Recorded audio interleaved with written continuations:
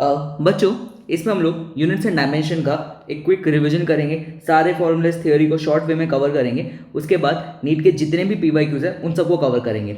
सब लोग पेन और नोटबुक लेके बैठ जाओ। इसका PDF तुम लोगों को मैं अपने टेलीग्राम चैनल पे दे दूंगा, जो डिस्क्रिप्शन में दिया है, ज़रूर उसको चेकआउट कर लेना। चलो तो स्टार्ट करते हैं, ठीक है। पहला इसमें है बच्चों जिसको हम लोग बोलते हैं यूनिट्स, ठीक है। Unit of a physical quantity is a reference standard to measure it.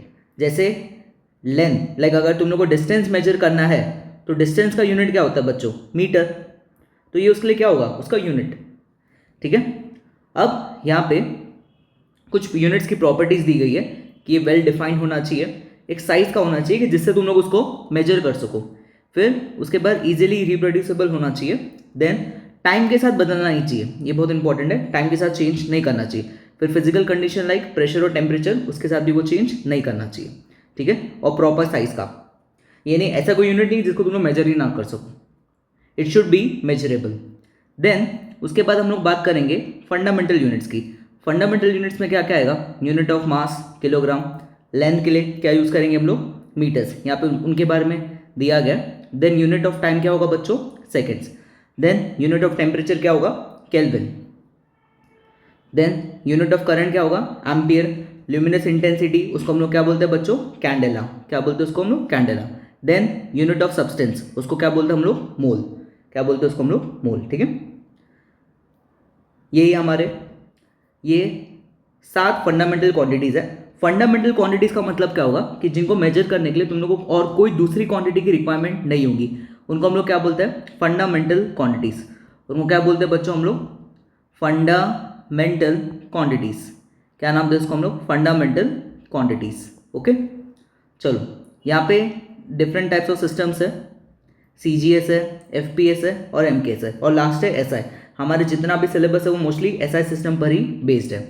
Now centimetre, gram, second, यहाँ पे फुट, पाउंड, सेकेंड आता है, यहाँ पे मीटर, किलोग्राम, सेकेंड, और ये हमारे SI जो यूनिट है वो बहुत हद तक MKS पर ही रहता है कि यहाँ पे मीटर है तो हम लोग यहाँ पे भी मीटर ही लिखते हैं, यहाँ पे किलोग्राम है तो यहाँ पे भी किलोग्राम है। ये थोड़ा सा एरर हो गया, उसको एक्सचेंज कर लेना बच्चों। अगर ये सेकेंड्स है तो ये भी क्या होगा? सेकेंड्स। मैं ये बोलना चाहता हूँ कि यहाँ पे kg होना चाहिए और यहाँ पे मीटर, ठीक है, इसको करेक्ट कर लेना। चलो नेक्स्ट आगे बढ़ते हैं इस पर। फिर 2 सप्लीमेंट्री यूनिट्स है, 2 सप्लीमेंट्री यूनिट्स है। कौन से है बच्चों supplementary units? Unit of plane angle and unit of solid angle, ठीक है। इनको भी ध्यान रखना, ये रिसेंट नीट में बहुत बार पूछा हुआ है। चलो यहाँ पे सब तुम लोग देखते जाओ। डिस्टेंस, डिस्प्लेसमेंट, लेंथ, उन सब के लिए क्या होता है? m0, L1, T0। उसके बाद मास, इनर्शिया, ग्रेविटेशनल मास m1, L0, T0। फिर speed, velocity, velocity of sound m0, L1, T-1। फिर acceleration due to gravity m0, L1, T-2। उसके बाद angular velocity, velocity gradient, decay constant linear frequency के लिए m0, L0, T-1।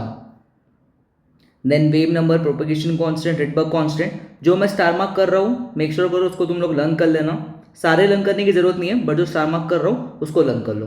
फिर gravitation constant को याद रखना बहुत जरूरी है, m-1, L3, T-2। फिर उसके बाद बात करेंगे हम लोग दूसरे फोर्स की। Force, weight, tension, centripetal force, ये सारे के सारे एक ही होता है, मास इनटू एक्सेलरेशन। यहाँ से m1, L-1, T-2। Then work, energy, torque, इन सब का सेम होता है, ये भी काफ़ी इंपॉर्टेंट है, ये भी बहुत बार पूछ लेता है। m1, L2, T-2। Then linear momentum and impulse m1, L1, T-1। उसके बाद surface tension m1, L0, T-2, ये भी इंपॉर्टेंट है। Pressure, Young's modulus, bulk modulus, इन सब का क्या होगा? m1, L-1, T-2। ये भी IIT में भी बहुत बार पूछा हुआ है और नीट में भी इसको पूछा गया। प्लैंक कांस्टेंट और एंगुलर मोमेंटम का डायमेंशन सेम होता है, m1, L2, T-1, ओके। उसके बाद viscous coefficient m1, L-1, T-1। ये सारे जितने भी थे दे वर डायमेंशन ऑफ मैकेनिक्स, ये सारे किसके थे? डायमेंशन ऑफ मैकेनिक्स के। उसके बाद बात करेंगे हम लोग डायमेंशन ऑफ हीट के। हीट में केल्विन आता है, उसको कोई KC भी लिख लेते हैं, और यहाँ पे टीटा से लिखा हुआ है। टीटा का भी मतलब क्या हो जाएगा अपना टेम्परेचर। तो अगर जब टेम्परेचर आएगा तो m0 L0 T0 और टीटा यहाँ पे क्या होगा बच्चों 1। फिर लेटेंट हीट इंपॉर्टेंट है और स्पेसिफिक हीट, ये दो टर्म्स तो हम लोग को पता होने ही चाहिए। तो इसका m0 L2 T-2 टीटा 0। फिर ये स्पेसिफिक हीट के लिए हो जाएगा coefficient of thermal expansion, coefficient of thermal conductivity, mechanical equivalent, Stefan's constant, Wien's constant भी इंपॉर्टेंट है, उसको भी याद रख लेना। जो मैं स्टार मार्क कर रहा हूँ बेसिकली वो बहुत बार नीट में पूछा हुआ है, तो उसके लिए मेक श्योर करो कि इसको तुम लोग याद रख लो। बोल्ट्जमैन कांस्टेंट भी काम आ जाएगा, ठीक है। फिर energy flux and Poynting vector, ये भी इसको ध्यान रख लेना। This all are the units of heat, dimension of heat. उसके बाद इलेक्ट्रिसिटी की बात करेंगे।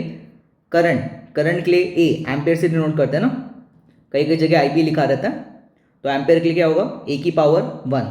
चार्ज क्या होता है क्यू को क्या लिखते हैं हम लोग करंट इनटू टाइम, तो यहाँ से क्या आएगा A1 T1, क्या आएगा बच्चों यहाँ से A1 T1। Potential gradient, electric field and intensity of electric field, उसके लिए क्या आएगा M1 L1 T-3 A-1। फिर पोटेंशियल डिफरेंस, पोटेंशियल एनर्जी, उन सब के लिए क्या होगा M1 L2 T-3 A-1। फिर कैपेसिटेंस, इलेक्ट्रिकल कैपेसिटेंस, ये भी इंपॉर्टेंट है, मेक श्योर करो उसको याद रख लेना M-1 L-1 T4 A2। Then उसके बाद electrical permittivity of free space M-1 L-3 T4 A2। उसके बाद रेजिस्टेंस, रिएक्टेंस, इम्पिडेंस, ये सारे टर्म्स इंपॉर्टेंट है। शायद 11 के बच्चों ने बहुत ज़्यादा नहीं सुने होंगे, बट जो 12th में है उन सबको, जिनका सिलेबस हो गया उनको पता होगा, ये सारे हम लोग AC सर्किट्स में पढ़ते हैं और ये आता है DC सर्किट्स में रेजिस्टेंस, तो इसका भी डायमेंशन सेम होता है। इलेक्ट्रिकल कंडक्टेंस, इन सब के डायमेंशन को भी बहुत याद करने की ज़रूरत नहीं है, ठीक है। तो ये सारे हमारे डायमेंशन के फॉर्मूलेस हो जाएंगे जो तुम लोग को याद रखना है, जो स्टार मार्क करा दिया उसको याद रख लेना बच्चों। इसका PDF तुम लोग को टेलीग्राम पे मिल जाएगा, तो तुम लोग उसको यूज़ कर लेना। स्टार्ट करेंगे यहाँ पे यूज ऑफ डायमेंशन इक्वेशन। क्या करेंगे यूज ऑफ डायमेंशन इक्वेशन। पहला आएगा प्रिंसिपल ऑफ होमोजेनिटी। पहला क्या आएगा बच्चों प्रिंसिपल ऑफ होमोजेनिटी। जैसे यहाँ पे S is equal to UT plus half GT square है, S का डायमेंशन भी L होगा। U मतलब क्या होता है वेलोसिटी ना, तो L1 T-1 और बाजू में टाइम है, प्लस हाफ कांस्टेंट है उसका डायमेंशन नहीं होता, हाफ कांस्टेंट है तो उसका डायमेंशन नहीं होता। G का डायमेंशन क्या हो जाएगा L T-2 और T स्क्वायर का डायमेंशन क्या हो जाएगा T स्क्वायर। अब यहाँ से जब सॉल्व करेंगे तुम लोग देख पा रहे हो, इसका कहने का मतलब जो भी टर्म एडिशन, सब्ट्रैक्शन या इक्वल टू में लिखे रहते हैं उन सब के पास क्या होता है सेम डायमेंशन। उन सब का बच्चों क्या होता है सेम डायमेंशन। जो भी क्वांटिटीज एडिशन, सब्ट्रैक्शन में लिखी रहती है उन सब का क्या होता है सेम डायमेंशन। ओके, अभी इसके वो क्या है फ्लॉस क्या है कि ये प्रोपोर्शनैलिटी कांस्टेंट कभी भी नहीं निकाल के दे सकता। जैसे T तुम लोगों को कुछ K L/G आएगा, लेकिन टाइम का फॉर्मूला हम लोग को पता है वो 2π√L/G होता है। तो यहाँ से ये जो K है इसकी वैल्यू 2π होती है, ये तुम लोग डायमेंशन की मदद से नहीं निकाल सकते। ये जो था उसको डायमेंशन की मदद से नहीं निकाल सकते। ओके, उसके बाद अगर कोई भी function sine theta, cos theta या लॉग में या एक्सपोनेंशियल में, तो उनको भी हम लोग डिराइव नहीं कर सकते। फॉर एग्जाम्पल जैसे मैं लिखता हूँ sine kx minus omega T, that is an equation, ये वेव की एक इक्वेशन होती है। तो इसके अंदर जो भी लिखा रहेगा देयर और विल बी डायमेंशनलेस। डायमेंशनलेस मतलब m0 L0 T0। फिर जो भी टर्म साइन के अंदर लिखे रहेंगे वो सारे के सारे क्या होंगे डायमेंशनलेस। ओके, नाउ अब ये कन्वर्जन करने में भी हेल्प करेगा। कन्वर्जन मतलब मैं CGS सिस्टम को MKS में कन्वर्ट कर सकता हूँ। मैं CGS सिस्टम को क्या कर सकता हूँ MKS में कन्वर्ट कर सकता हूँ। अब एक ये चीज समझते हैं, 1 metre is equal to 100 centimetre. यहां से क्या लिख सकता हूं मैं N1, चलो ऐसे बताता हूं, देखो 1 metre is equal to 100 centimetre. यहां से क्या लिख सकते हैं N1U1 is equal to N2U2। अगर यूनिट बहुत बड़ा होगा तो उसका नंबर कम रहेगा और अगर यूनिट छोटा होगा तो उसका नंबर ज़्यादा होगा। इसका यूज़ करके हम लोग एक सिस्टम से दूसरे सिस्टम में कन्वर्ट कर सकते हैं चीज़ों को। ओके, तो ये याद रख लेना। चलो नेक्स्ट आगे बात करते हैं।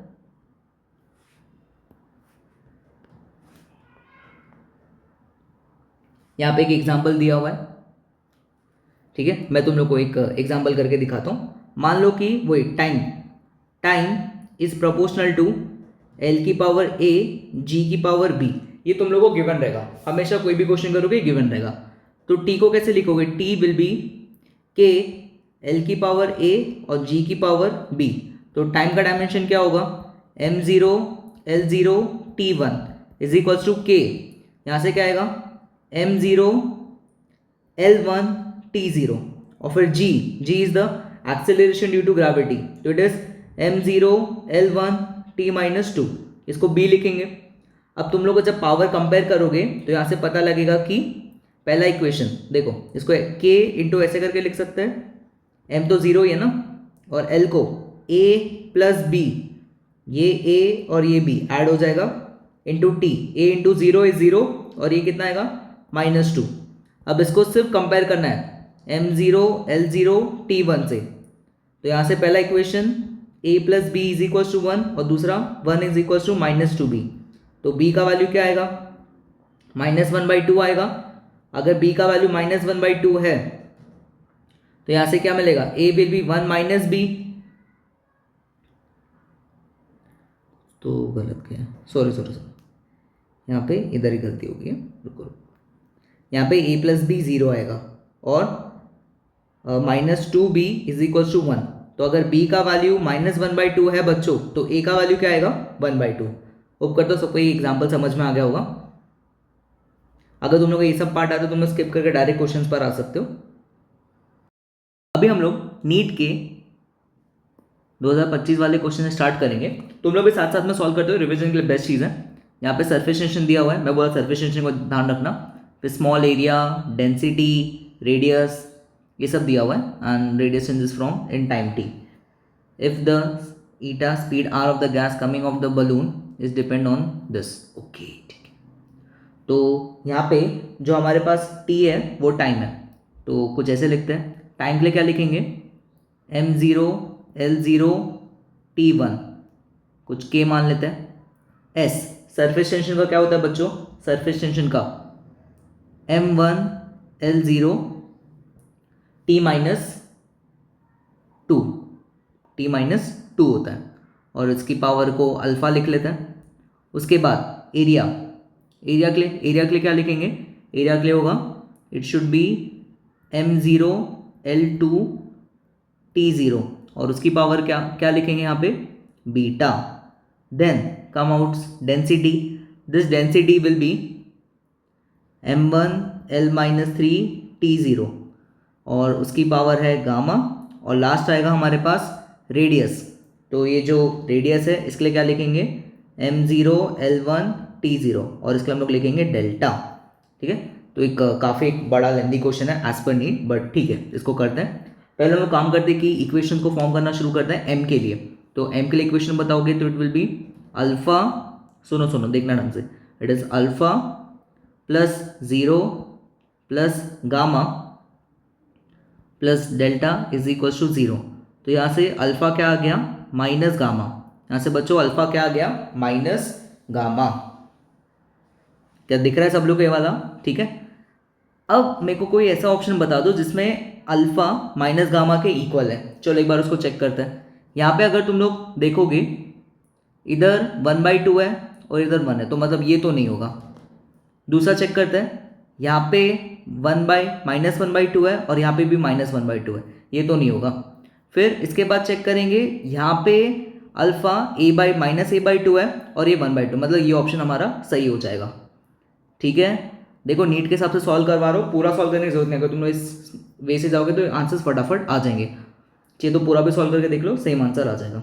ठीक है, चलो अगले क्वेश्चन में बढ़ते हैं। अभी ये जाने दो, ये वाला क्वेश्चन अभी देखना। यहाँ पे क्या दिया हुआ है, potential energy of a particle moving in x direction is v is equals to a x square. यहाँ पे उसको लिखते हैं v is equals to a x square upon में क्या है रूट एक्स प्लस बी, और हम लोग से क्या पूछा जा रहा है एक्स डायरेक्शन में, the dimension of A square by B. क्या पूछ रहे हैं हम लोग से लोग बच्चों, dimension of A square by B. चलो तो उसको कैसे करेंगे उस पर बात करते हैं। तो यहाँ पे जो भी टर्म एडिशन सब्ट्रैक्शन में लिखे रहते हैं, जो भी टर्म्स एडिशन सब्ट्रैक्शन में लिखे रहते हैं उन सब का डायमेंशन क्या होता है, सेम। तो यहाँ से हम लोग एक चीज़ तो बोल सकते हैं कि b is dimensionally equal to root X. b dimensionally किसके इक्वल है, रूट एक्स के। तो यहाँ से क्या आएगा, b का डायमेंशन क्या आ जाएगा, l की पावर 1/2। b का डायमेंशन क्या आ जाएगा, l की पावर 1/2। ये दोनों का डायमेंशन सेम होगा ना। उसके बाद हम लोग को क्या निकालना है, a निकालना है। तो समझो पोटेंशियल एनर्जी का क्या होगा, पहले थोड़ा सा एक टर्म क्रिएट कर लेते हैं।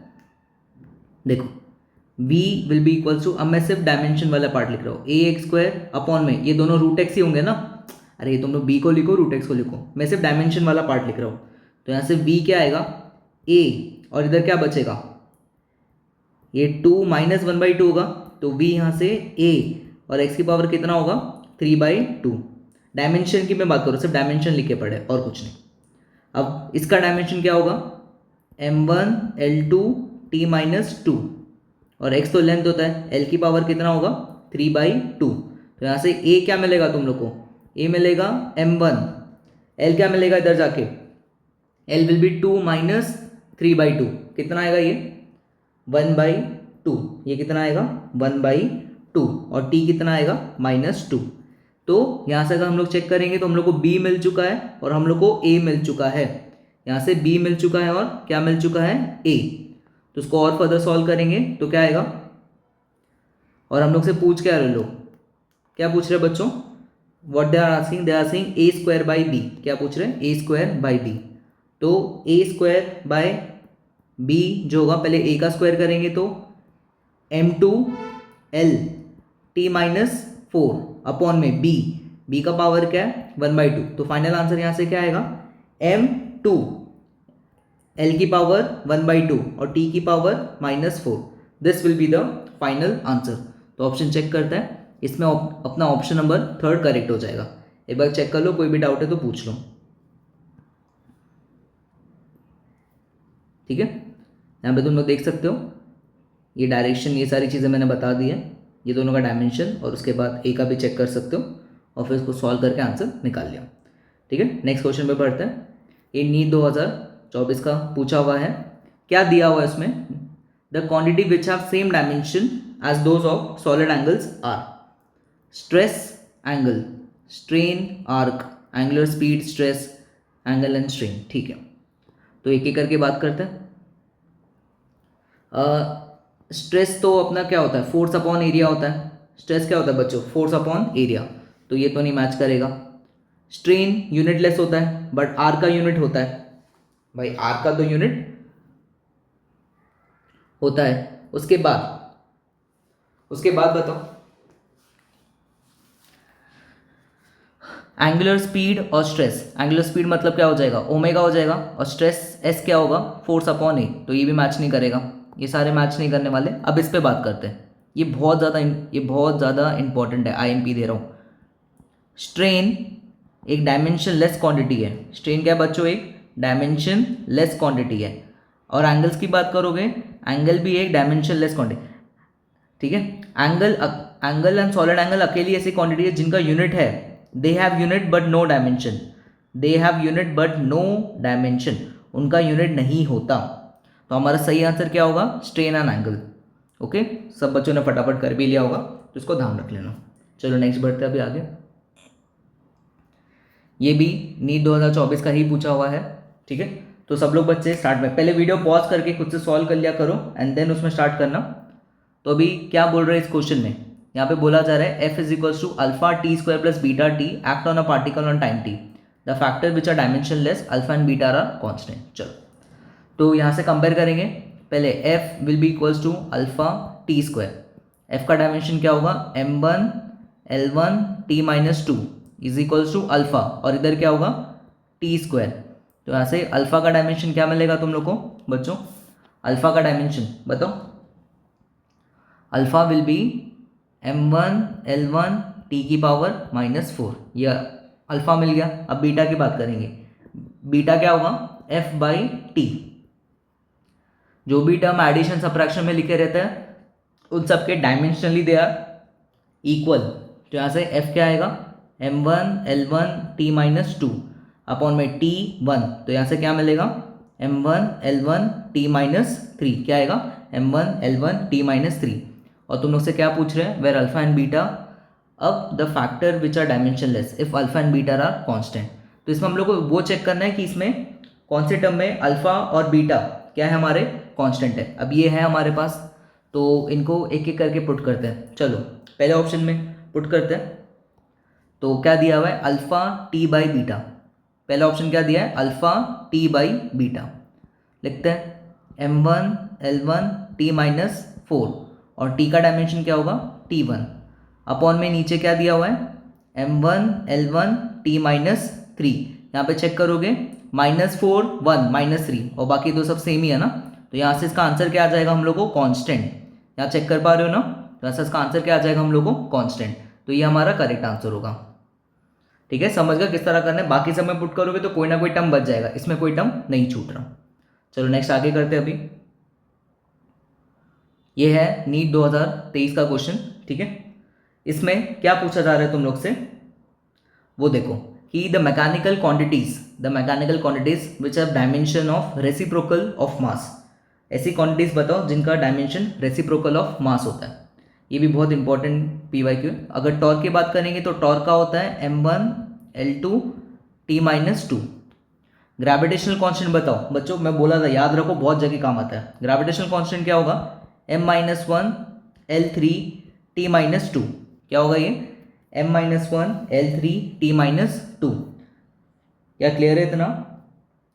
अब यहाँ पे तुम लोग अगर चेक करोगे, तो तुम लोग को देखेगा कि इधर ग्रेविटेशनल कांस्टेंट में क्या आ गया m की पावर -1। तो आगे फर्दर सॉल्व करके मतलब नहीं है, तो ये हमारा करेक्ट आंसर होगा।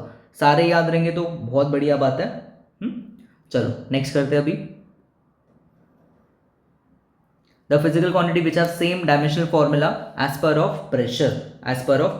तुम लोग को ऊपर जो मैंने फॉर्मूला शीट दी उसमें एक एक टर्म सारे लिखा के दिए, मेक श्योर इसको गो थ्रू करो, बहुत अच्छी चीज़ है वो। चलो अब इसको सॉल्व करते हैं।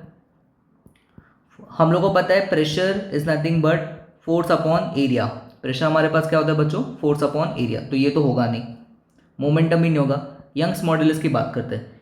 यंग्स मॉड्यूलस क्या होता है, Young's modulus is nothing but stress upon strain, ये सब पता होना चाहिए। स्ट्रेन का तो कोई यूनिट नहीं होता, तो यंग्स मॉड्यूलस का किस पे रहेगा, स्ट्रेस पर रहेगा ना, और स्ट्रेस किसके इक्वल होता है, प्रेशर के इक्वल होता है। But stress is also force upon area and pressure is also force upon area. अब मैं डिटेल में नहीं जा रहा क्या है, बट दोनों सेम होंगे। तो हमारा आंसर क्या होगा, यंग्स मॉड्यूलस ऑफ इलास्टिसिटी। क्या होगा इसका answer, Young's modulus of elasticity.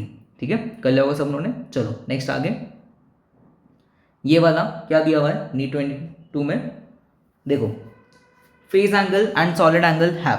ये मैं अभी तुम लोग को बताया था। ये दो ऐसी क्वांटिटीज है जिनके पास यूनिट तो होता है बट इनके पास डायमेंशन नहीं होता। क्या होता है इनके पास यूनिट जरूर होता है but they don't have dimension. ध्यान रखो, ये तुम लोगों को नोट करके लिखना है। तो उसका सही आंसर क्या होगा, D. They have unit but no dimension. Okay, चलो नेक्स्ट आगे करते हैं। इस पर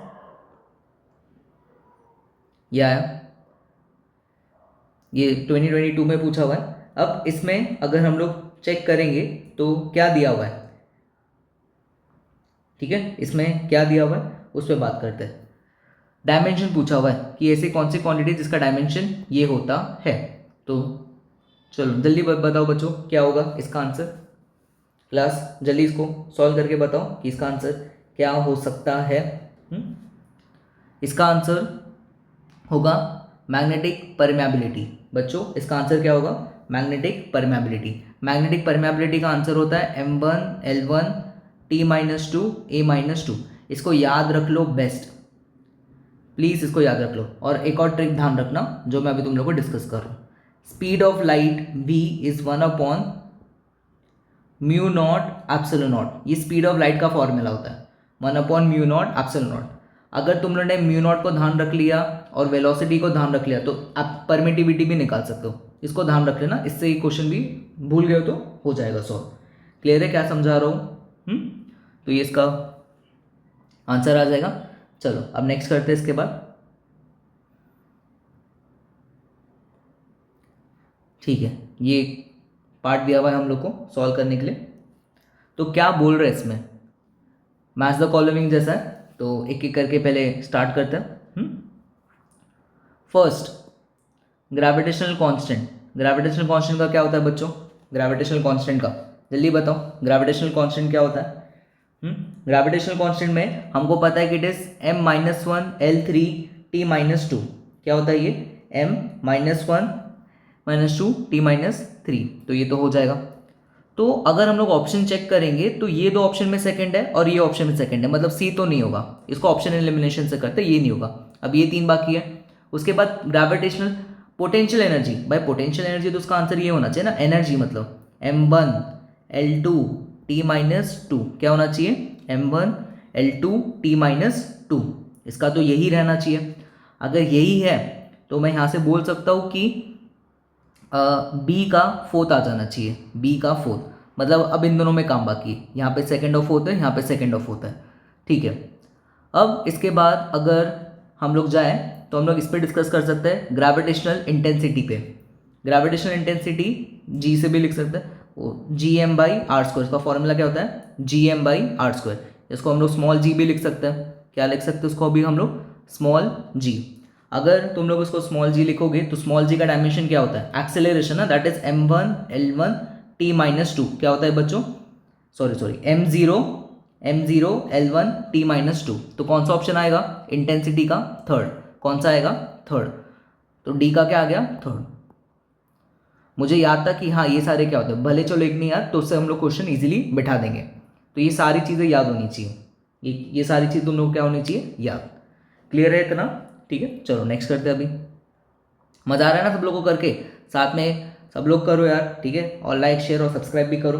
वैसे इतना बोलता नहीं बट स्टिल थोड़ा सपोर्ट देखो यार छोटे से चैनल को। आगे क्या क्या दिया हुआ है? If G, E and G represent energy and gravitational constant. ठीक है, तो बताओ अभी एनर्जी E/G पूछ रहे। E क्या होगा? m1L2T-2। m1L2T-2। और G क्या होगा? m-1L3T-2। तो टाइम का तो नहीं आना चाहिए, यहाँ से m2 आना चाहिए, L-1 और T0। तो कौन सा ऑप्शन आ जाएगा सही? थर्ड ऑप्शन इसमें क्या आ जाएगा हम लोग को? करेक्ट आ जाएगा। तुम लोग देख सकते हो। ठीक है, चलो नेक्स्ट करते हैं। चलो बच्चों अभी नेक्स्ट करेंगे क्वेश्चन। ये बहुत ज़्यादा इंपॉर्टेंट PYQ है, ठीक है, नीट 2021 का, और ऐसे क्वेश्चन बहुत बार रिपीट होते हैं नीट पे। तो चलो पहले क्या लिखेंगे? Energy E। This E will be proportional to F की पावर A की पावर B और T की पावर C। E को लिखेंगे हम लोग यहाँ पे m1L2T-2 is equals to K। F क्या होगा बच्चों? m1L1T-2 और उसका पावर A। एक्सेलरेशन क्या होता है बच्चों? एक्सेलरेशन L1T-2 और उसकी पावर B, और टाइम के लिए T1 और उसकी पावर C। होप करता हूँ सबको समझ में आ गया होगा। अब पहला इक्वेशन क्या लिखेंगे? A + 0 is equals to 1। यहाँ पे m का टर्म है ना, तो ये 1 × A। यहाँ पे चेक करो, यहाँ पे कोई m का टर्म नहीं है इसलिए मैंने 0 लिखा हुआ है। इधर C का कोई टर्म, m का कोई टर्म नहीं है तो 0, और यहाँ पे m की पावर 1 है इसलिए यहाँ पे 1 आ गया, इसलिए यहाँ पे क्या आ गया? 1। चलो आगे, अब क्या करना है तुम लोग को? L वालों को उठाना है। तो यहाँ से करोगे तो A + B is equals to 2। Then अब C टाइम वाले टर्म्स को उठाना है, तो यहाँ से क्या मिलेगा? -2A -2B + C is equals to -2 + C is equals to -2। पहले यहाँ पे हामी भरो। हाँ सर आ गया। ठीक है, चलो यहाँ से जब सॉल्व करोगे तो क्या क्या आंसर आएगा बताओ? A की वैल्यू क्या मिलेगी? 1। अगर A 1 होगा तो B भी क्या मिलेगा? 1। और C इधर 1 पुट करो, इधर 1 पुट करो, कितना आएगा इसका आंसर? C कितना मिलेगा? C आ जाएगा तुम लोग को 2। तो अगर हम लोग देखेंगे तो यहाँ से a की वैल्यू 1, b की वैल्यू 1 और c की वैल्यू 2, कौन सा ऑप्शन बैठ रहा है बच्चों? सेकेंड। कौन सा ऑप्शन बैठ रहा है इसमें? सेकेंड। क्लियर है? वाला न्यूमेरिकल ढंग से फोर्स, एक्सेलरेशन, टाइम उनको पुट करके आंसर निकाल लिया। चलो आगे बढ़ते हैं अभी नेक्स्ट क्वेश्चन पे। डायमेंशन ऑफ स्ट्रेस पूछा है। स्ट्रेस किसके इक्वल होता है? स्ट्रेस बच्चों किसके इक्वल होता है? It is nothing but force upon area. Force क्या होता है? m1 l1 t minus 2 upon में l2। तो यहाँ से क्या आएगा? m1 l minus 1 t minus 2। क्या आएगा? m1 l1 t minus 2। मैं थोड़ा नीट के स्पीड से बता रहा हूँ कि तुम लोग को वहां से फटाफट आ जाए। याद रहे तो बहुत अच्छी बात है, नहीं है तो इस तरह फटाफट निकाल लेने का, कोई दिक्कत नहीं है। ओके, ये नीट 2020 में पूछा था। नेक्स्ट, अब ये वाले क्वेश्चन में थोड़ा बहुत हम लोग को सोचना पड़ेगा कि जो थर्मल कंडक्टिविटी है वो क्या होती है। तो थर्मल कंडक्टिविटी का किसी को पता है कि थर्मल कंडक्टिविटी क्या होगी? हाँ, तो थर्मल कंडक्टिविटी देखते हैं, सुनना भी कि थर्मल कंडक्टिविटी क्या होती है। जब हम लोग हीट लिखते हैं H यहाँ पे, तो H क्या होता है? H होता है Ka डेल्टा T अपॉन में L। और ये जो K होता है, K को हम लोग बोलते हैं थर्मल कंडक्टिविटी। क्या बोलते हैं बच्चों इसको हम लोग? Thermal conductivity. ये फॉर्मूले याद होने चाहिए। अब जब मैं K लिखूंगा तो K क्या आएगा? HL अपॉन में A into delta L। HL upon में A इंटू डेल्टा L। देखो H होता है nothing but Q by T। H क्या होता है? Q by T। Q is the heat energy. तो H का जो यूनिट होगा पावर के इक्वल होता है। पावर का यूनिट क्या होता है? वॉट। क्या होता है? वॉट। Q बाई T है ना, तो ये वॉट मीटर अपॉन में एरिया मतलब मीटर स्क्वायर, और T मतलब टेम्परेचर, उसको टीटा भी लिख सकते हैं और क्या लिख सकते हैं उसको? केल्विन। तो यहाँ से K का यूनिट क्या मिलेगा? वॉट। ये 1 है ना और ये 2 है नीचे, तो m की पावर -1 और k की पावर -1। सबको आ गया होगा? W m की पावर -1 k की पावर -1। देखो ढंग से ये आ जाएगा सब लोग को। W m की पावर -1 k की पावर -1 आ गया होगा समझ में किस तरह निकालते हैं। चलो आगे बढ़ते हैं अभी। नेक्स्ट, ये वाला क्वेश्चन थोड़ा सा ट्रिकी है, थोड़ा उन्होंने देखने में डराया भी हम लोग को। ठीक है, तरह तरह की चीज़ें पूछी गई है, बट ज़्यादा हम लोग को टेंशन लेना नहीं है। क्या क्या दिया है उस पर हम लोग सीधा सीधा बात करते हैं। पहले क्वेश्चन को रीड करेंगे तो यहाँ पे the physical quantities of length can be form from C. C का मतलब क्या होता है बच्चों? Speed of light. G gravitational constant. दूसरा ई स्क्वायर अपॉन में 4 pi epsilon not square. E square upon में 4 पाई एप्सिलॉन नॉट स्क्वायर। ठीक है, वेयर हाँ यहाँ पे दिया हुआ है। तो physical quantity of a dimension of length, dimension of किसका पूछा है? लेंथ को। ठीक है, तो इसमें काम करते पहले एक एक करके सबके डायमेंशन लिख लेते हैं। तो चलो सी का बताना बच्चों, सी का बताओ कि सी क्या होगा? C will be L1 T minus 1। C will be L1 T minus 1। उसके बाद बताना कि इस माशे का क्या होगा? जी का हमारे पास क्या होगा? M माइनस 1 L3 और T माइनस 2। दूसरा क्या होगा? T minus 2। चलो अब ना दूसरा जो हम लोग को लिखना है वो क्या दिया हुआ है? ई स्क्वायर अपॉन में 4 पाई एप्सिलॉन नॉट स्क्वायर। ये किसी को पता है क्या होगा बच्चों? ठीक है, एक देर अभी ढंग से देखो, इसको डिराइव करते हैं। मुझे ना इलेक्ट्रोस्टैटिक फोर्स का फॉर्मूला पता है। इलेक्ट्रोस्टैटिक फोर्स क्या होता है? 1/4 pi epsilon naught Q square by R square. अगर दो इलेक्ट्रॉन्स है तो ई स्क्वायर लिख सकते हैं ना, तो यहाँ से क्या आएगा? F R square will be Q square. चलो क्यू नहीं लिखते, ई लिखता हूं मैं अभी। ये बहुत अच्छा क्वेश्चन है। ई अपॉन में 4 पाई क्या आएगा? Epsilon not. अब बता सकते हो इसका डायमेंशन क्या होगा? एफ का हम लोग को पता है और आर स्क्वायर का भी पता है। मैं डायरेक्ट लिख रहा हूँ, थोड़ा अपन टाइम बचाते हैं। तो यहाँ से क्या आएगा answer? m1 L3 T minus 2। m1 L3 T minus 2। क्या क्लियर है इतना? तीनों का देखो, L1 T minus 1, M minus 1 L3 T minus 2 और M1 L3 T माइनस 2। ठीक है, ढंग से देखो। चलो अब आगे इसको सॉल्व करते हैं। तीनों का डायमेंशन हम लोग को मिल गया ना। तो आगे देखो अभी, अब मैं क्या लिखूंगा, लेंथ एल, एल को ऐसे लिखेंगे सी की पावर एक्स, जी की पावर वाई, और जो पूरा टर्म था उसको अभी के लिए मैं कुछ ए लिख लेता हूँ, ए की पावर जेड, ऐसा करके लिख लेता हूँ। आगे दिस एल विल बी, थोड़ा सा लेंदी होगा, L1 t माइनस वन और उसकी पावर x, और g क्या होगा m minus one L3 t minus two और इसकी पावर y। फिर a क्या निकाला अभी, m1 L3 t minus two और उसकी पावर z। चलो एक एक करके पहले इक्वेशन लिखते हैं। 1 will be equals to x plus 3y plus 3z, इसको 1 लिख लेते हैं। दूसरा 0 will be 0 minus Y plus Z, ये दूसरा इक्वेशन आ जाएगा।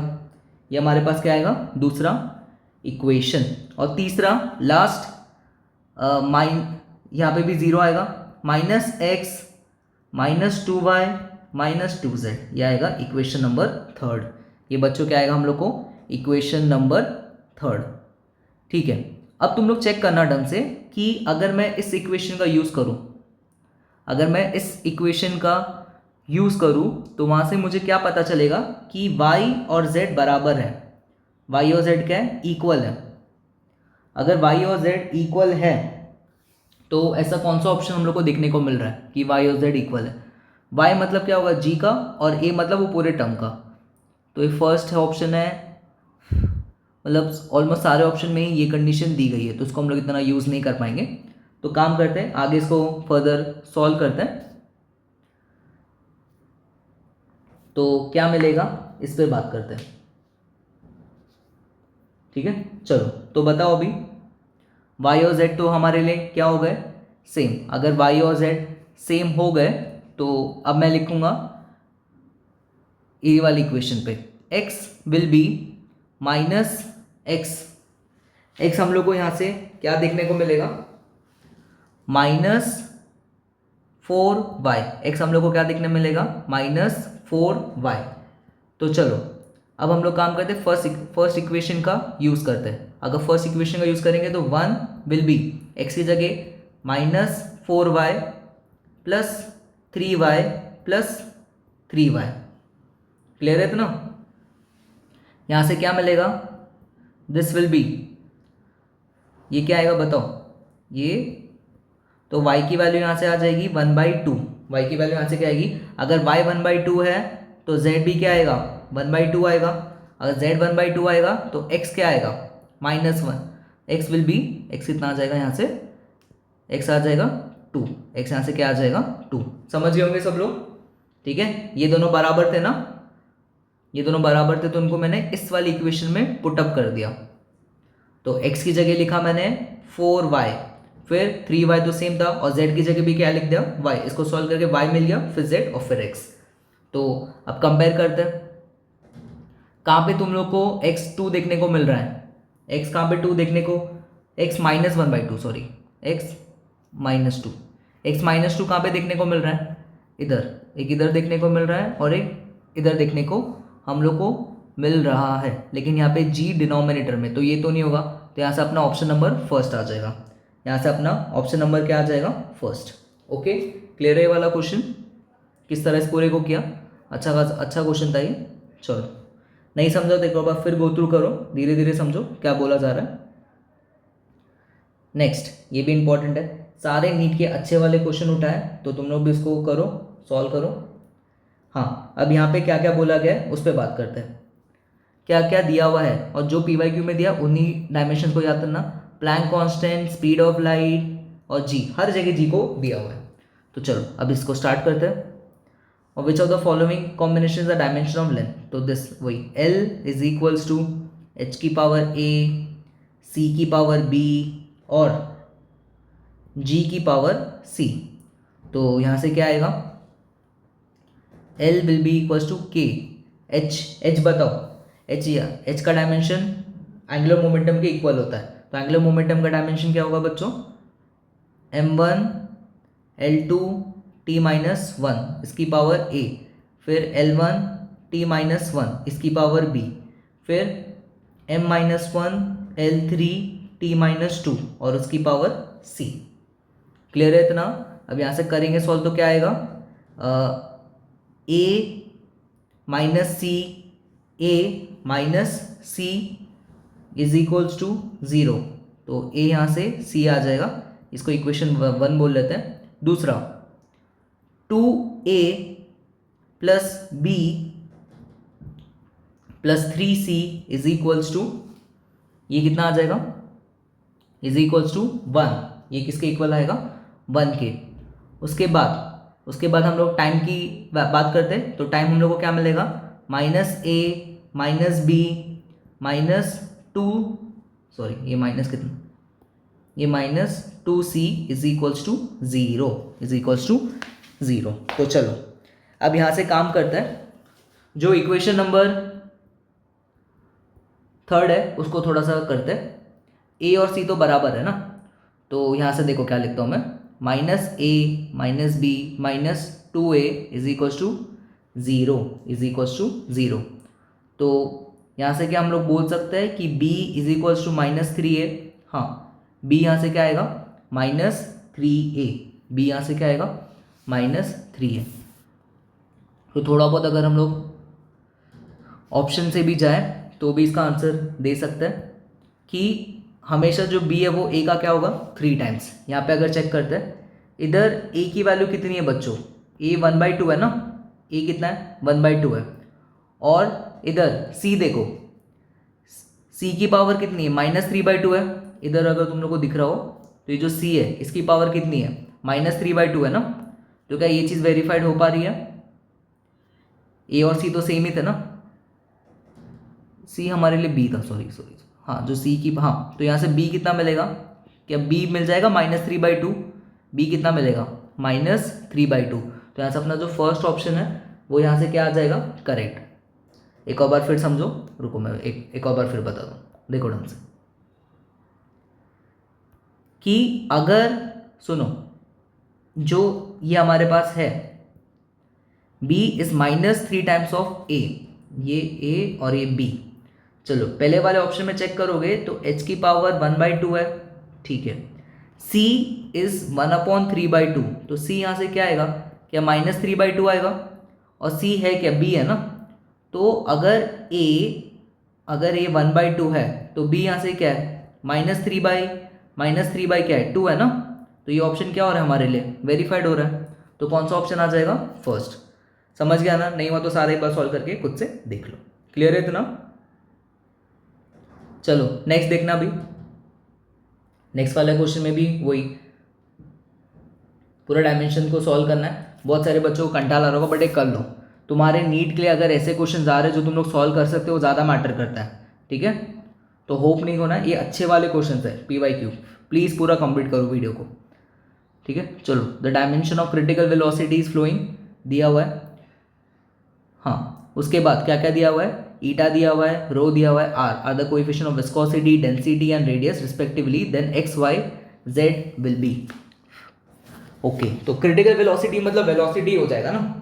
तो मैं कुछ ये जो क्रिटिकल वेलोसिटी है उसको कैसे लिख सकता हूँ, कुछ k इंटू ईटा की पावर x, रो की पावर y और r की पावर z। क्या लिख सकते हैं इसको हम लोग, r की पावर z। चलो अब फटाफट इन सब के डायमेंशन लिखते हैं। वेलोसिटी का डायमेंशन क्या होगा, m1 l minus 1 k, eta coefficient of viscosity, इसका भी याद रहना चाहिए, m1 l minus 1 t minus 1 और इसकी पावर x। डेंसिटी का m1 l माइनस 3 और इसकी पावर y, और r का l1 और उसकी पावर z, ठीक है। ईटा का फॉर्मूला बता देता हूँ, force is equals to eta a dv by dx।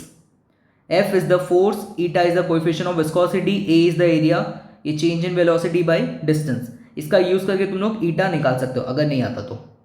Okay, अब इतना नहीं कर रहे, ये बस एक फटाफट PYQ उसको सॉल्व करते हैं, नहीं तो नहीं हो पाएगा।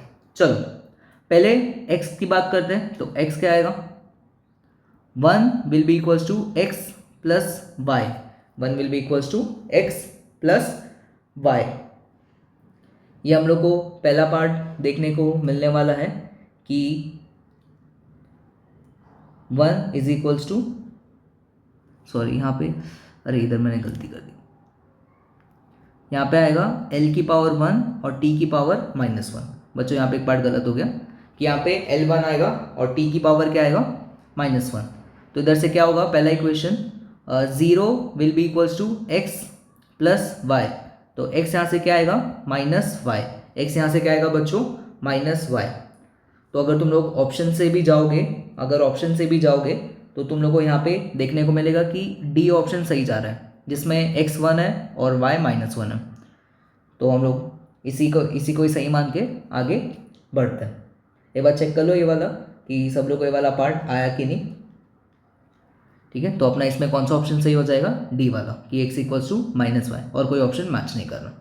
चलो अब नेक्स्ट वाला देखना कि नेक्स्ट वाले में क्या दिया हुआ है। इधर देर है कि energy velocity and time are chosen as the fundamental quantities of surface tension S will be. ठीक है, तो एस को क्या लिखेंगे अभी हम लोग, S will be proportional to कुछ के ई की पावर ए, बी की पावर बी और टी की पावर सी। ये कुछ हम लोग को गिवन है। तो यहाँ से क्या देखने को मिलेगा, सरफेस टेंशन। चलो सरफेस टेंशन बताओ क्या होता है। Surface tension will be m1 L0 t की power -2 k। Energy will be m1 L2 t -2 और उसकी power a। Velocity L1 t की पावर -1 उसकी power b। Last time t की पावर 1। चलो आगे जब भी हम लोग बात करेंगे तो क्या आएगा उस पर बात। मास तो 1 विल बी a, बाकी तो 0 ही हो गया ना। तो यहाँ से तो a की वैल्यू तो मिल गई, a इज इक्वल्स टू 1। चलो सब में a को, तो ये तीन ऑप्शन में से कोई होगा, d तो है नहीं, d में नहीं है। दूसरा 0 will B 2a plus b, 2a plus b।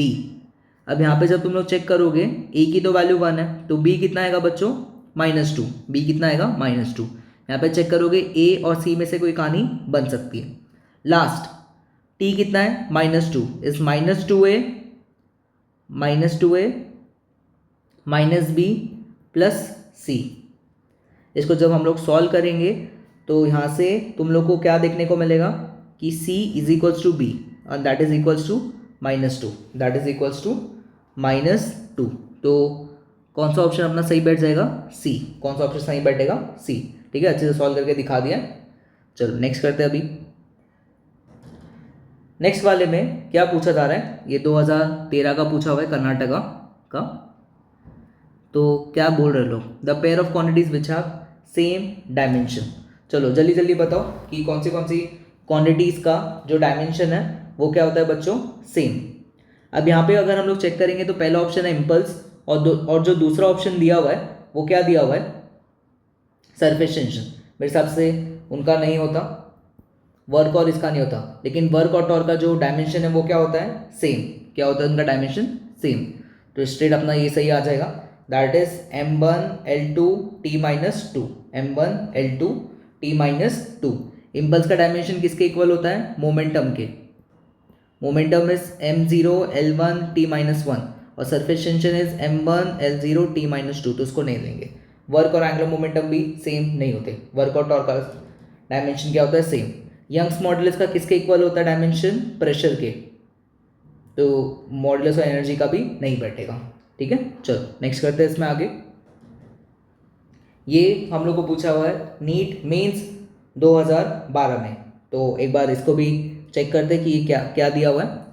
ये अभी मैं तुम लोग को बताया था वेलोसिटी वॉज नथिंग बट 1/μ0 ε0। इसको बहुत बार रिपीट कर सकते हैं। और वेलोसिटी का क्या होता है, L1 t -1। क्या होता है, L1 t -1। तो यहाँ से कौन सा ऑप्शन सही बैठ जाएगा, थर्ड। कौन सा ऑप्शन सही बैठेगा, थर्ड। उसके बाद ये भी एक बहुत इंपॉर्टेंट चीज़ है, ये वाला है, ये भी एक अच्छा खासा इंपॉर्टेंट है। यहाँ पे पूछ रहे dimension of 1/ε0 E0।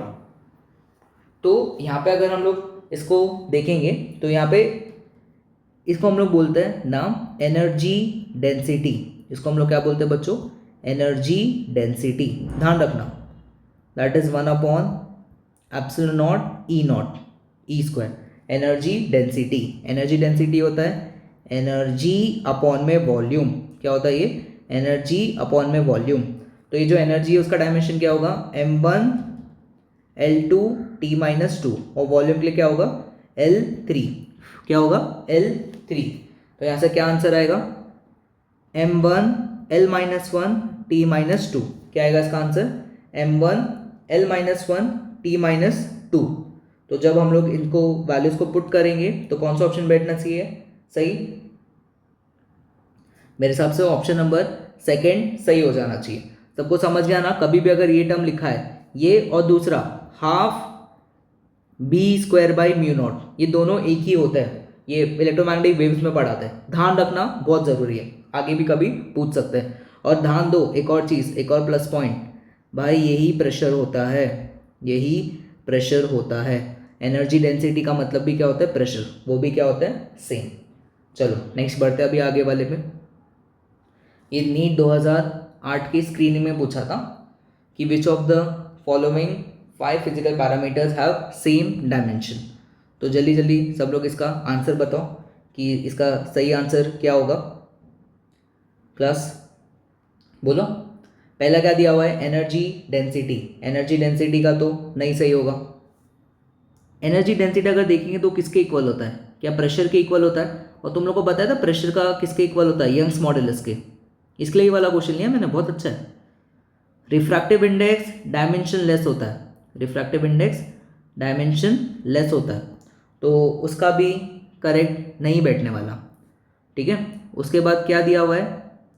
Dielectric constant. उसका भी अगर हम लोग देखेंगे तो क्या दिया हुआ है? Dielectric constant. डाइलेक्ट्रिक कांस्टेंट भी क्या होता है? Dimension less. डाइलेक्ट्रिक कांस्टेंट क्या होता है? डायमेंशन लेस, बट वो भी सही नहीं होगा। ठीक है, डायमेंशन लेस है तो वो भी गलत हो जाएगा। यंग्स मॉडुलस और एनर्जी डेंसिटी क्या हो जाएंगे? सेम। तो यहाँ से अपना आंसर क्या आएगा? First and fourth. क्या आएगा इसमें आंसर? First and fourth. बच्चों जो डी ऑप्शन था वो 1 एंड 5 था, वो भी गलत हो जाएगा। ठीक है, तो यहाँ से अपना सही ऑप्शन क्या बैठेगा? 1 एंड 4। याद रखना 2 एंड 3 भी सही है। अगर 2 एंड 3 भी दिया रहेगा तो that is also correct. Refractive index और डाइलेक्ट्रिक कांस्टेंट भी क्या होता है? Dimension less. मैग्नेटिक फील्ड का तो अलग होता है यूनिट, तो उसकी कोई बात नहीं करेंगे। क्लियर है इतना? जो अभी ऊपर सिखा है उसी के ऊपर ही डाला ये वाला क्वेश्चन। ठीक है, तो ध्यान से करो, बहुत अच्छे अच्छे क्वेश्चन उठा उठा के डाले, तुम्हारा प्रैक्टिस अच्छे से हो जाए। चलो अब थोड़े बहुत एम्स की बात करते हैं। तो ये एम्स के क्वेश्चन करेंगे अभी।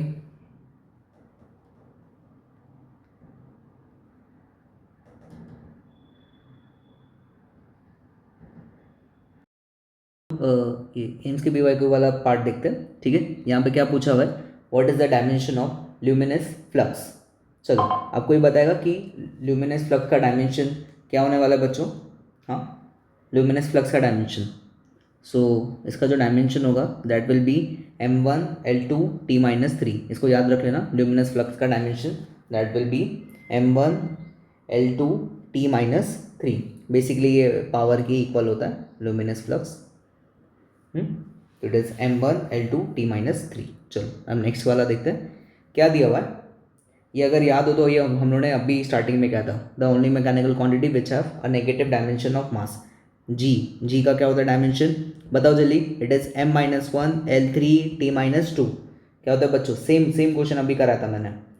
ठीक है, तो ये हमारे लिए क्या हो जाएगा? डी वाला पार्ट हो जाएगा। बाकी सबका तुम लोग चेक कर सकते हो, इन सब में किसी में भी मास नेगेटिव नहीं होता। इन्हीं को पूछते रहते हैं बार बार, इसलिए मेक श्योर करो कि तुम लोग इन्हीं को ही अच्छे से कर लो। नेक्स्ट, ये एम्स 2018 में पूछा था। क्या दिया हुआ है? ये क्यों करवा रहे हो? कि तुम्हारी प्रैक्टिस अच्छे से हो। ये भी सेम क्वेश्चन मैंने अभी करवाया था। तो डायमेंशन ऑफ a/b पूछा हुआ है। f मुझे पता है डायमेंशनल इक्वल होगा x बाय इसके, ये होगा m1 l1 t-2 और ये क्या होगा? l की पावर 1/2। तो a यहाँ से क्या आएगा? m1 l की पावर 1/2 t-2। ये हम लोग को a मिल जाएगा। अब चलो दूसरा, f dimensionally is equals to b t²। तो b यहाँ से क्या आएगा? f/t²। क्या आएगा ये? b is equals to f/t²। Clear है क्या इतना पार्ट? तो यहाँ से ये जो तुम लोग को b मिलने वाला है वो क्या आएगा? m1 l1 t-2 और इधर मिलेगा t²। तो क्या आएगा बच्चों लास्ट आंसर बी, ये आ जाएगा m1l1 टी की पावर -4, क्या आएगा ये टी की पावर -4। अब तुम लोग को इन दोनों को डिवाइड करना है। जब इन दोनों को अभी तुम लोग डिवाइड करोगे तो क्या आएगा आंसर, चलो चलो जल्दी करके बताओ। इन दोनों को डिवाइड करोगे तो क्या आंसर आएगा इसका, ठीक है। यहाँ पे तुम लोग को ऑप्शन नंबर बी देखने को मिल जाएगा। यहाँ से क्या देखने को मिलेगा, ऑप्शन नंबर बी। अब थोड़ा सा एक शॉर्ट ट्रिक में भी बता देता हूँ, अगर बिना इन सब के मगजमारी के करना है तो वो भी सुन लो। क्या पूछ रहे हैं, ए बाई बी पूछ रहे हैं ना। ए क्या होगा, ए क्या होगा, क्या एफ बाई रूट एक्स होगा, और बी क्या हमारे पास एफ बाई टी स्क्वायर। तो यहाँ से क्या आएगा, क्या ये T square by root X आएगा, और T square by root X क्या होगा एल की पावर -1/2 और टी की पावर 2। तो थोड़ा शॉर्टर वे में भी इसको हम लोग सॉल्व कर सकते हैं। ये सेकेंड मेथड हो जाएगा इसका, और ऊपर वाला क्या होगा फर्स्ट मेथड। ओके चलो आगे बढ़ते हैं। अभी नेक्स्ट क्वेश्चन एम्स वही 2018 का ही पूछा हुआ है। यहाँ पे क्या दिया गया है, suppose a physical quantity y can be dimensionally represented by mlt। फिर y के बारे में दिया हुआ है कि इट इज m की पावर a l की power then m suppose to B. तो एक एक करके क्या करते हैं, सॉल्व करके देखते हैं। सुनो यहाँ से पहला क्या दिया हुआ है, m में be represent in terms of l and t। m को कैसे रिप्रेजेंट कर सकते हैं, चलो पहले इसको निकालते हैं। y क्या दिया हुआ है बच्चों, m की पावर a, आराम से समझो, l की पावर b और t की पावर c, ये कुछ दिया हुआ है। क्या मैं इसको कुछ ऐसे करके लिख सकता हूँ, 1/a will be m, l की power b by a, t की पावर c बाई a। अच्छा क्वेश्चन है ये भी। चलो तो यहाँ से बच्चों m मिलेगा क्या, कोई बताएगा m क्या मिलेगा, y की पावर 1/a, y की पावर 1/a, l की पावर -1b बाई a और t की पावर -c बाई a। क्या ये हम लोग को देखने को मिलेगा, हाँ। अब ये बताओ 0/1 क्या होता है, 0 होता है, और 1/0 क्या होता है बच्चों, infinity. Infinity is not defined, मतलब मैं a को कभी भी 0 नहीं कर सकता, a को मैं कभी भी 0 नहीं कर सकता। अगर ये चीज़ है तो यहाँ से मैं श्योर एंड शॉर्ट बोल सकता हूँ कि पहला ऑप्शन तो नहीं होगा। Second may be represent in terms of L T and Y if A is not equal to 0, हाँ ये एक चल सकता है। कैन ऑलवेज बी डिटरमाइंड, नहीं ऑलवेज नहीं, ए 0 वाली कंडीशन नहीं चलने वाली, वहाँ पे पॉसिबल नहीं होगा ना, तो ये भी नहीं होगा। लास्ट नेवर भी नहीं कर सकते, तो इसमें बेस्ट ऑप्शन क्या हो जाएगा, बी। बेस्ट ऑप्शन क्या होगा इसमें बच्चों, बी। चलो ठीक है नेक्स्ट आगे बढ़ते हैं। सबको होप करता हूँ आगे होगा सॉल्व करके। ये एम्स 2017 में पूछा हुआ है, असर्शन और रीजन है, ठीक है। अब क्या दिया हुआ है, अब रीड करो, सबको मेरे हिसाब से विजिबल होगा स्क्रीन पे कि a power engine of a depends on torque, angular momentum, ठीक है। Then the formula of power is not derived with the help of any dimensional formula. दूसरा, the power of engine depends on mass, angular speed and torque. Then the power is not derived with the help of any dimensional method. Reason, in mechanics, if a particular quantity depends on more than 3 quantities, then we cannot derive the formula for quantity with the help of dimensional method. हाँ सही बात है, क्यों है उस पर बात करते हैं। सुनो, कोई एक क्वांटिटी y है, ऐसे मान लेते हैं, इसकी पावर x और उसके बाद l की पावर y, और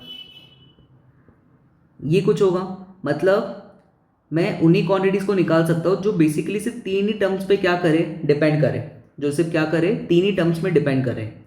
अगर कोई क्वांटिटी है, अगर एक कोई क्वांटिटी है जो बेसिकली कुछ ऐसे है, a की पावर a, b की पावर b, c की पावर c और d की पावर d, ऐसा कुछ है भाई, मैं तो ले दे के मास, लेंथ और टाइम 3 इक्वेशन बना सकता हूँ। किसमें, मैकेनिक्स में। क्या लिखा है, मैकेनिक्स, तो इसके लिए heat, power, current, heat, energy, temperature, ये सबको मत लेके आना। अगर 4 आ गए तो मैं इक्वेशन ही नहीं बना पाऊंगा ना, क्यों, मैं सारी इक्वेशन को किससे बनाता हूँ, MLT से। और यहाँ पे तुम लोग देखोगे कितने टर्म्स लिखे हुए, 4, mass, angular speed, torque and angular momentum. तो इसको मैं डिराइव नहीं कर सकता, इसको मैं डिराइव नहीं कर सकता। होप करता हूँ ये वाली बात आ गई होगी सबको समझ में। तो बच्चों कौन सा ऑप्शन इसमें सही बैठेगा अपना, कौन सा ऑप्शन सही बैठेगा? फर्स्ट, कि असर्शन भी सही है और उसका रीजन भी क्या है? करेक्ट एक्सप्लेनेशन है। मैकेनिक्स में तुम लोग सिर्फ MLT का ही यूज करके इक्वेशन निकाल सकते हो, अगर उससे ज़्यादा टर्म्स पे डिपेंडेंसी आ गई तो वो सॉल्व नहीं होगा, वो सॉल्व नहीं होने वाला है, ठीक है। फॉर एग्जाम्पल इंटेंसिटी का वेव में फॉर्मूला होता है half rho V A square omega square, इसको भी हम लोग डिराइव नहीं कर सकते क्योंकि इसमें 4 टर्म्स है। हाफ, एक तो डेंसिटी है, वेलोसिटी है, एम्पलीट्यूड है और फ्रीक्वेंसी है। इंटेंसिटी का फॉर्मूला है जो वेव में पड़ता है, ठीक है। सबको करता हूँ, आगे होगा ये बात समझ में कि 3 ही टर्म्स का ही तुम लोग कर सकते हो भाई। 14 टर्म आ गया तो उसका कुछ मतलब नहीं, ये जो टर्म्स है इन्हीं का ही, ये अगर आ गया तो उसका कुछ मतलब नहीं है। उसके बाद अब थोड़े से हम लोग क्या करेंगे, इसके जेईई मेंस के क्वेश्चंस बैठ के लगाते हैं। तो पहला वाला जो क्वेश्चन है वो क्या दिया हुआ है कि G is the gravitational constant and U is the energy density. तो which of the following dimension have the dimension of this. तो फर्स्ट कैसे करोगे, G का डायमेंशन लिखो M-1, फिर L3 और उसके बाद T-2, उसके बाद क्या करना है हम लोग को T-2। U क्या होगा बच्चों? एनर्जी डेंसिटी मतलब प्रेशर, M1 L-1 T-2। चलो अब इसमें हम लोग क्या करेंगे कि जो दिया उसको पुट करते हैं U इंटू जी। क्या पुट करेंगे हम लोग इसको अभी? U इंटू जी। तो जब हम लोग U इंटू जी की बात करेंगे तो इसमें क्या होगा, जल्दी बताओ, इसमें क्या आंसर हम लोग को देखने को मिलेगा? This will be under root of, ये क्या होगा? M तो 0 हो जाएगा ना भाई बच्चों, M क्या हो जाएगा? 0, M तो क्या हो जाएगा? 0। उसके बाद L की बात करेंगे तो L will be 2, then T क्या होगा? -4, T क्या होगा? -4। यहाँ से क्या आएगा आंसर? यहाँ से आएगा L1 T-2। यहाँ से क्या आएगा बच्चों आंसर? L1 T-2। चेक करते हैं। पहला pressure gradient per unit mass, नहीं ये नहीं होगा। ग्रेविटेशनल पोटेंशियल है वो मास पे डिपेंड करेगा। Energy per unit mass, energy per unit mass मतलब क्या होगा? It will be L2 T-2। M तो 0 हो जाएगा ना, तो ये भी नहीं होगा। फोर्स पर यूनिट मास निकालते हैं। फोर्स पर यूनिट मास क्या होगा? It will be L1 T-2, it will be L1 T-2। तो अपना आंसर कौन सा बैठ जाएगा? डी। कौन सा आंसर बैठेगा ये बच्चों? डी। ये जेईई मेंस के क्वेश्चंस है, इस टाइप के हमारे नीट में आ सकते हैं, इसलिए इनको हम लोगों ने इंक्लूड किया है। चलो अब नेक्स्ट देखते हैं, क्वेश्चन है जेईई का। यहाँ पे एक टर्म लिख के दिया हुआ है कि the expression for dimensional quantity alpha by beta is equals to log KT by BX where alpha and beta constant. ये कराने का क्या रीजन है कि हम लोगों ने एक ये चीज़ पढ़ी है कि लॉग के अंदर जो भी लिखा रहता है दैट इज डायमेंशनलेस, मतलब M0 L0 T0। कुछ भी क्वांटिटी जो लॉग के अंदर लिखी रहती है वो हमेशा क्या होती है? डायमेंशनलेस। उस चीज़ का हम लोग यहाँ पे फायदा उठा सकते हैं। और यहाँ पे अल्फा और बीटा भी क्या हमारे पास कॉन्स्टेंट है, तो यहाँ से मैं ये लिख सकता हूँ KT अपॉन में beta x will be equals to M0 L0 T0। चलो अगर मैं इसका यूज़ करूँगा तो बीटा को जो डायमेंशन है वो किसके इक्वल आना चाहिए? KT बाई एक्स के। किसके इक्वल आना चाहिए? बी को ऊपर ले जाओ ना, बी को ऊपर ले जाओगे तो K का डायमेंशन क्या होता है बच्चों? K का जो हमारे पास डायमेंशन है that is M L2 T की पावर -2 और टीटा मतलब टेम्परेचर की पावर -1 इंटू टी। तो टी क्या होगा? टीटा की पावर 1 अपॉन में x, अपॉन में क्या आएगा? x। तो x को क्या लिखेंगे? L1। तो यहाँ से तुम लोग को बीटा क्या मिलेगा बच्चों? बीटा यहाँ से मिलेगा M1 L1 T-2। अब बहुत सारे बच्चों को इसका डायमेंशन ही नहीं याद होगा बोल्ट्जमैन कांस्टेंट का, बट अगर एक चीज़ याद है PV is equals to NKT, ये इक्वेशन होती है। N तो चलो नंबर है, यहाँ पे KT का डायमेंशन पूछ रहे हैं ना, KT का डायमेंशन किसके इक्वल होगा? PV के। और ये जो PV का डायमेंशन होता है इसका डायमेंशन इसका जो बच्चों डायमेंशन होता है वो एनर्जी के इक्वल होता है। किसके इक्वल होता है? एनर्जी के। वर्क डन में लिखते हैं ना, तो यहाँ पे तुम लोग देख सकते हो हम लोग का आंसर भी वही बचेगा। टीटा और एक कैंसिल हो जाएगा ना, तो क्या बचेगा? M1 L2 T-2। तो इस तरह भी हम लोग इसको सॉल्व कर सकते हैं। तो चलो बीटा मिल गया। अगर बीटा मिल गया तो तुम लोग यहाँ पे फोकस करो, ये पी है क्या, अल्फा बाई बीटा है ना, पी है क्या एक्चुअल में, अल्फा बाई बीटा। तो यहाँ से हम लोग क्या बोल सकते हैं कि जो पी है, पी इसमें क्या दिया हुआ है, अ डायमेंशनलेस क्वांटिटी है। तो अगर पी डायमेंशनलेस क्वांटिटी है तो पी ये फिर किसके इक्वल होगा, m0 l0 t0 के। तो हम लोग बोल सकते हैं dimension of alpha is equal to beta, dimension alpha is equal to beta. तो यहाँ से क्या आंसर आएगा, m1 l1 t minus two. Pressure नहीं है, ये डायमेंशनलेस क्वांटिटी वहाँ पे उन्होंने बोला है, तो यहाँ से आंसर आएगा m1 l1 t minus two. चलो नेक्स्ट बढ़ते अभी, इधर क्या दे रहे लोग, द f एक एक्सप्रेशन दे के रखा हुआ है, ये भी उसी प्रिंसिपल पर ही बेस्ड है। तो देखते हैं कि f is equal to this, हाँ। तो यहाँ से क्या आएगा वो समझते हैं। पहला पार्ट कि जो भी क्वांटिटी कॉस और साइन में लिखा रहता है वो हमेशा क्या होता है, डायमेंशन लेस, वो हमारे लिए क्या होता है, डायमेंशन लेस। ओके, तो जो b है उसको मैं ऐसे डायमेंशन वाइज लिख सकता हूँ, 1/x होगा, तब जाके तो होगा ना, जब b का डायमेंशन मीटर की पावर -1 होगा और x का मीटर होगा, तब जाके तुम लोग का आंसर 0 आएगा। ये टर्म को ढंग से समझो कि bx is nothing but m0 l0 t0। तो b का डायमेंशन क्या आएगा, m0 l की पावर -1 t0, और m की पावर -1 मतलब मीटर इनवर्स। ओके, क्या यहाँ से मैं d के लिए भी बोल सकता हूँ, d हमारे लिए क्या होगा 1/t, d हमारे लिए बच्चों क्या होने वाला है 1/t। मतलब ये और ये टर्म तो डायमेंशन लेस हो गए, तो बचेगा क्या, a और c। अब ऐसे समझते हैं, the dimension of f is equals to a cos bx। भाई ये टर्म तो डायमेंशन लेस हो गया ना, m0 l0 t0, तो यही बचा। तो f का डायमेंशन किसके इक्वल होगा, a के। f का डायमेंशन बच्चों किसके इक्वल होगा, a के। सबको ये कहानी आ गई होगी समझ में। अरे यार जो cos ax, इसको हटा देता हूँ, ये वाला जो टर्म है और ये वाला टर्म है, ये तो इसका डायमेंशन तो f के इक्वल होना चाहिए, लेकिन जो cos bx है वो तो डायमेंशन लेस है, तो a का डायमेंशन किसके इक्वल होगा, f के। तो यहाँ से क्या क्या आ गया उनको पुट करते हैं। हम लोग से क्या पूछ रहे हैं, ए डी बाई बी। तो ए डी क्या है, ए तो हमारे पास f है और d हमारे पास क्या है 1/t, और x और b हमारे पास क्या है 1/x। तो यहाँ से क्या आएगा f(x/t), क्या आएगा बच्चों यहाँ से f(x/t)। तो इसको सॉल्व करो जल्दी, f(x/t) सॉल्व करो, बैठना नहीं है, सब लोग सॉल्व करो बैठ के। यहाँ से क्या आंसर आएगा, ये होगा हमारे लिए work upon time. Work upon time क्या होता है, पावर ही होता है ना, क्या होता है ये पावर, और पावर का डायमेंशन क्या होता है m1 l2 t minus 3, m1 l2 t minus 3। इसलिए ये भी एक अच्छा क्वेश्चन है, इसको भी पूछा जा सकता है। ओके, इस वाले क्वेश्चन में क्या दिया हुआ है कि टाइम पीरियड ऑफ ऑसिलेशन, यहाँ पे देखो अभी, time period of oscillation of liquid drop depends on surface tension if the density is rho, radius is R, और टी के बारे में दिया हुआ है is dimensionally correct and k is dimension where k is dimension less. Using dimension analysis, RHS have different dimension that of period in the above statement. Choose the correct following. एक तो ये check करना पड़ेगा कि k dimension less है कि नहीं। तो एक बार चेक करते हैं कि ये जो k यहाँ पे लिख रहे हैं वो डायमेंशन लेस है कि नहीं।